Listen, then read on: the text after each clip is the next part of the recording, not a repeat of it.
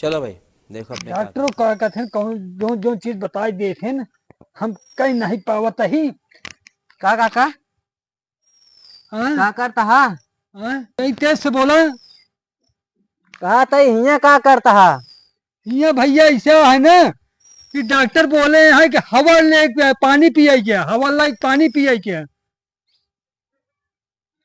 तबीयत खराब चलती है का। हाँ भैया तब तबीयत बहुत ज्यादा खराब ये है।